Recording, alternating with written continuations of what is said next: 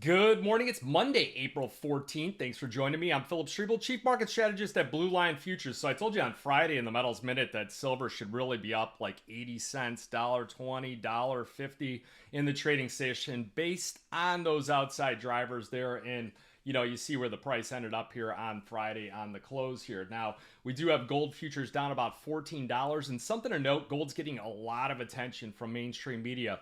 I did several radio and podcast interviews over the weekend. And a lot of times, when the bartenders ask me about it, when the taxi cab driver's talking about trading it, a lot of times we might see a bit of a pullback here as it gets a little frothy to the upside. So again, down about $14.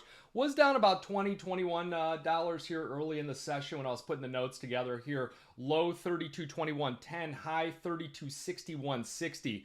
But you want to look at the outside markets like the equities and things like that, the industrial metals and a lot of other markets out here really moving, and they got quite a bit of action here as President Trump. He exempted certain electronics from the tariffs, but he did say it's a temporary measure and that a different tariff would be soon applied to the sector. So one of the benefits of working with us is that I monitor the news flow throughout the weekend and everything. I shout out some messages to a lot of guys that oftentimes come in as aggressive short sellers, especially on Sunday night, tell them that they might want to reassess their position, kind of pump the brakes before they jump in here, because you look at the S&P 500, 5462, up 71 points. You got the Dow up 373, the NASDAQ up 286. So copper edging higher along with most industrial metals. And when it comes to the S&P 500, we really want to closely monitor 5,500 as a resistance point in the S&P 500 because it failed last Wednesday there after that huge surge,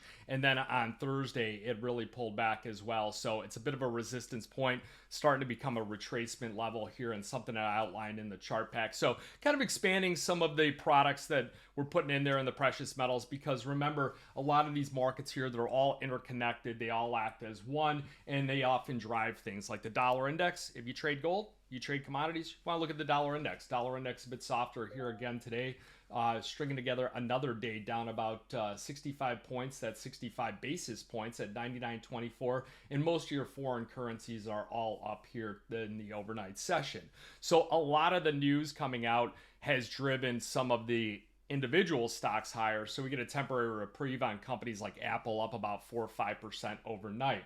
Now, some notes on gold, because really, you start looking at the notes out there, everything is either on the gold market right now or it's on crude oil. So looking at China and gold, the People's Bank of China has allocated fresh gold import quotas to some of the commercial banks to meet the increased demand from institutional and retail investors amid this escalating trade war. So the central bank typically limits the amount of physical bullion coming into China, but the additional quotas were allocated last week to meet that significantly increased risk appetite, especially in the gold market here. So checking in on the precious metals, you got gold. It was up about 6.6% last week. So had an incredible move higher here. So Goldman Sachs and UBS, they issued new bullish calls on gold, citing that strong central bank demand, gold's role as a hedge against a recession, and the geopolitical risk. So Goldman Sachs, the analyst, they predicted about $3,700 an ounce. So these are their predictions out here by the end of the year, and $4,000 by mid-2026.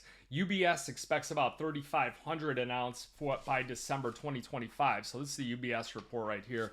I get all the UBS, the Goldman Sachs, Morgan Stanley, you name it, we get it over here. And we like to analyze what our competition is putting out here and what they are looking at here as far as developments. Now, oftentimes when everyone is looking one way in a market, like the gold market, I like to look at the other way, kind of make my checks and balances go in line. You don't want to just drink the Kool-Aid that silver's going to $50 and $100 an ounce. You want to know, hey, what could pull the rug out from underneath this thing? And it's really, if you get those easing geopolitical tensions, you get kind of more cooperative trade balance, trade relations, things like that. You get significant improvement in the U.S. macro backdrop, all these recession talks starting to come off. You get that fiscal backdrop really improving. You get equities moving back up.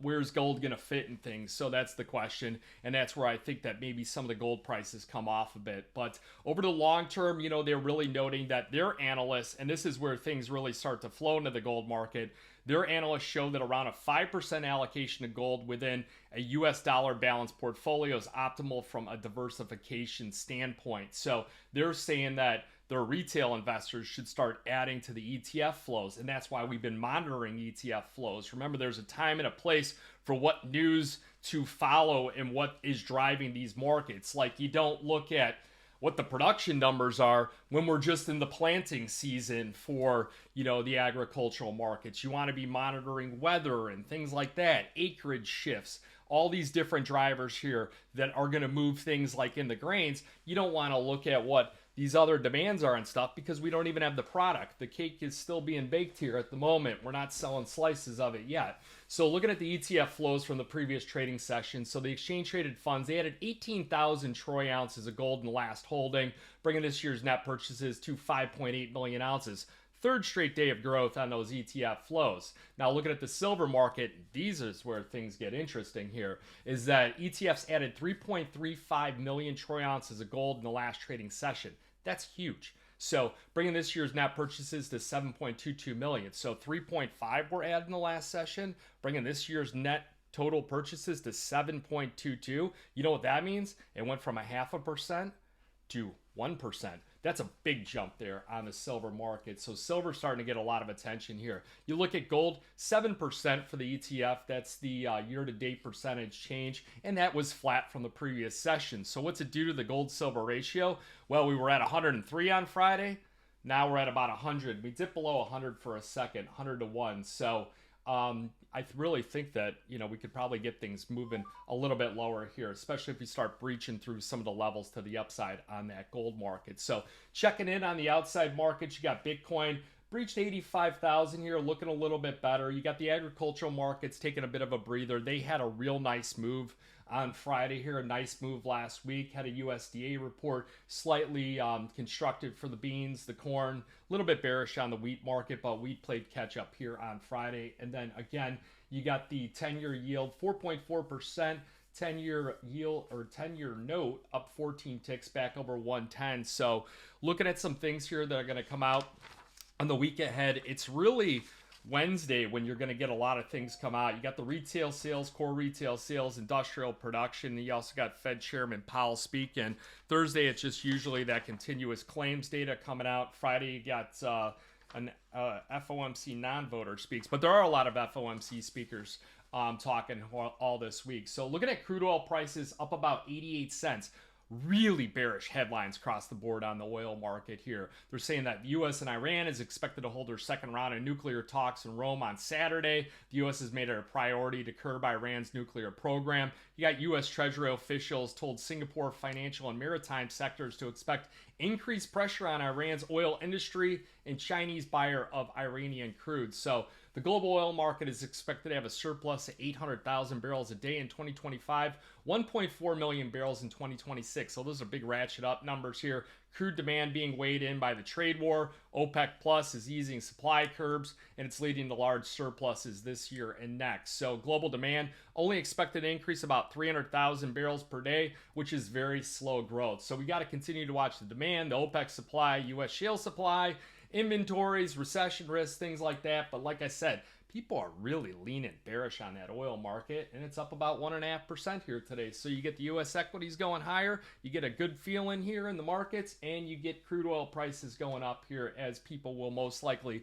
drive domestically rather than fly abroad here for their vacation, especially if you got a recession going on. So lots to unpack here. I'm going to put I'll update all the new levels, everything to watch here, different trade ideas and such in the metals edge, and then also be sure to get the chart pack here. We're going to tinker with the color scheme a bit here, so you guys have a better view when you're looking at it here as far as the levels and things like that. I'll adjust the fonts and everything else. I could always email you a one-off here if you're saying, hey Phil, right now we saw a big move in the silver market. What's that next level? I could just slice off an update on the chart pack, email it out to you. So just let me know here, no problem at all. You got any questions, reach out to the trade desk. You want to open up an account, reach out to them as well. Shoot an email, info@BlueLionFutures. And then, we're winding down the office over here, so it's probably down to about a week or so, and then I'll be working in the new office. So that's going to be really interesting here because it's about 10 times bigger than this little area that I'm in. So we'll see what happens there. But remember that futures and option trading, it does involve risk of loss. May not be suitable to all investors. Good luck, good trading. Go get them. Have a great week.